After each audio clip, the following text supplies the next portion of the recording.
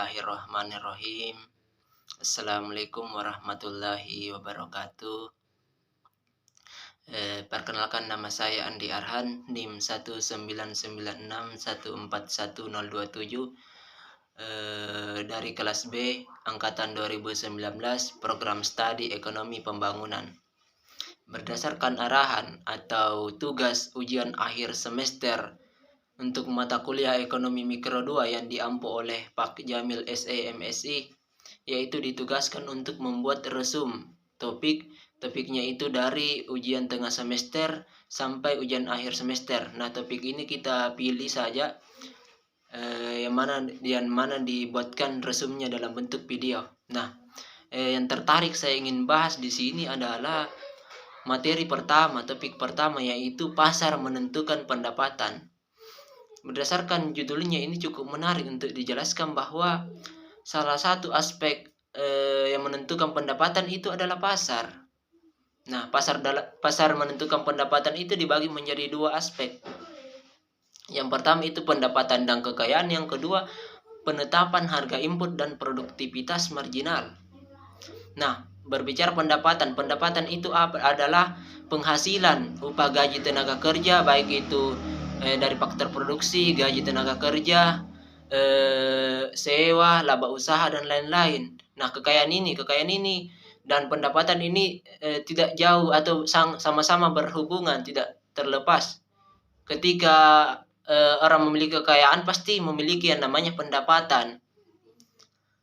Tapi banyak teman-teman mungkin keliru atau bertanya, mengapa banyak orang memiliki pendapatan tetapi tidak mempunyai yang namanya kekayaan. Nah, di sini yang digarisbawahi bahwa ketika kita yang mempunyai yang namanya kekayaan, itu kita mempunyai pendapatan yang lebih. Artian kata, banyak yang mempunyai memang pendapatan tetapi tidak mempunyai kekayaan karena pendapatannya mereka hanya untuk kebutuhannya mereka hidup sehari-hari, seperti itu. Nah, kekayaan itu sendiri dapat berupa kekayaan itu berupa aset baik itu aset finansial atau wujud atau nyata. Nah, berupa cek, tabungan, dan lain-lain. Diasumsikan bahwa siapapun yang mempunyai kekayaan besar akan akan menguasai perekonomian yang lebih pula. Nah, contohnya seperti ini. Pada perusahaan Bosowa Group di Makassar, mereka berpikiran bahwa ingin membuka cabang untuk mengembangkan usahanya. Mereka membuka cabang baik di luar daerah ataupun di mana saja di luar provinsi. Nah, ketika mereka sudah membuka cabang, otomatis mereka akan menguasai perekonomian yang ada di masyarakat, seperti itu. Nah, yang kedua itu adalah penetapan harga input dan produktivitas marginal. Kita kembali dulu dari awal, apa itu harga input dan produktivitas marginal. Harga input itu adalah harga faktor produksi yang dipengaruhi oleh faktor produksi yang berakibat terjadi penawaran. Contohnya seperti ini.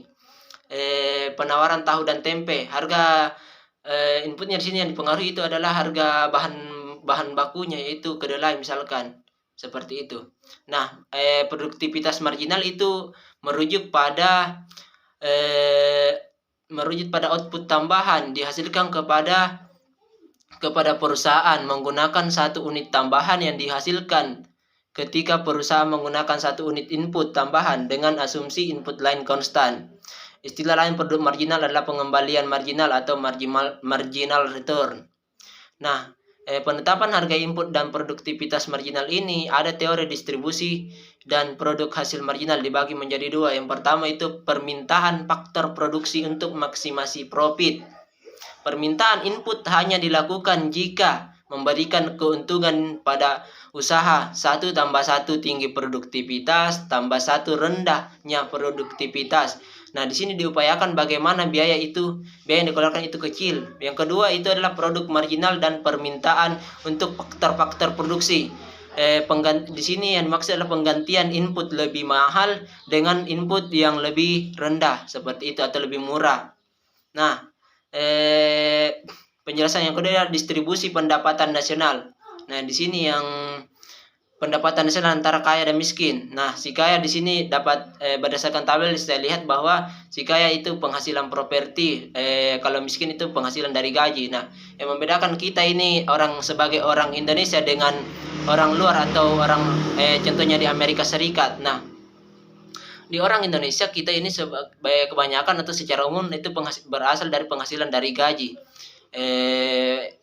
Aset kita nganggur saja di rumah, aset kita tidak jalankan, kita simpan saja di rumah dalam lemari dan berdebu seperti itu. Tetapi pemikiran orang luar, orang contohnya Amerika Serikat yang bekerja kebanyakan di sini asetnya yang bekerja di sana, entah asetnya dia investasikan, entah depositkan seperti itu.